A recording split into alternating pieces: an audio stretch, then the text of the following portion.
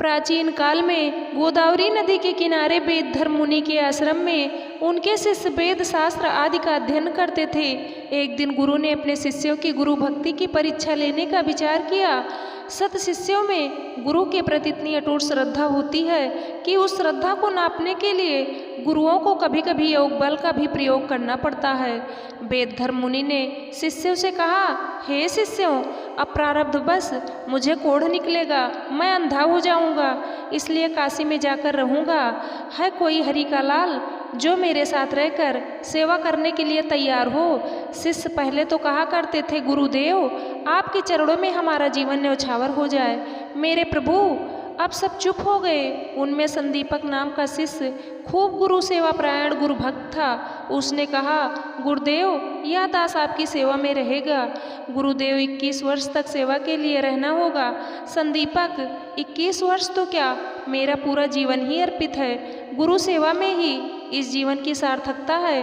वेद धर्म मुनि एवं संदीपक काशी में मणिकर्णिका घाट से कुछ दूर रहने लगे। कुछ दिन बाद गुरु के पूरे शरीर में कोढ़ निकला और अंधत्व भी आ गया। शरीर कुरूप और स्वभाव चिड़चिड़ा हो गया। संदीपक के मन में लेस मात्र भी क्षोभ नहीं हुआ। वह दिन रात गुरु जी की सेवा में तत्पर रहने लगा। वह कोढ़ के घावों को धोता, साफ करता, दवाई लगाता, गुरु को नहलाता, कपड़े धोता, आंगन बहारता, भिक्षा मांग कर लाता और गुरु जी को भोजन कराता।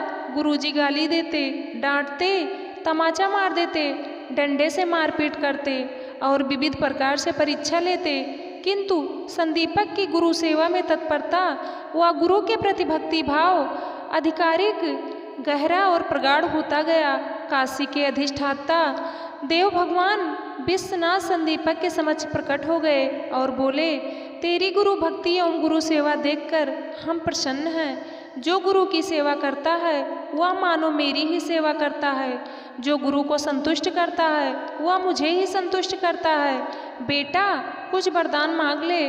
संदीपक गुरु से आज्ञा लेने गया और बोला, शिव जी वरदान देना चाहते हैं, आप आज्ञा दें तो वरदान मांग लूं कि आपका रोग एवं अंधेपन का प्रारब्ध समाप्त हो जाए।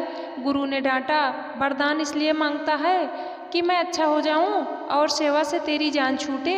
अरे मूर्ख, मेरा कर्म कभी न कभी तो मुझे भोगना ही पड़ेगा। संदीपक ने शिवजी को वरदान के लिए मना कर दिया। शिवजी आश्चर्यचकित हो गए कि कैसा निष्ठावान शिष्य है। शिवजी गए विष्णु लोक में और भगवान विष्णु से सारा वृत्तांत कहा। विष्णु भी संतुष्ट हो संदीपक के पास वरदान देने प्रकट हुए।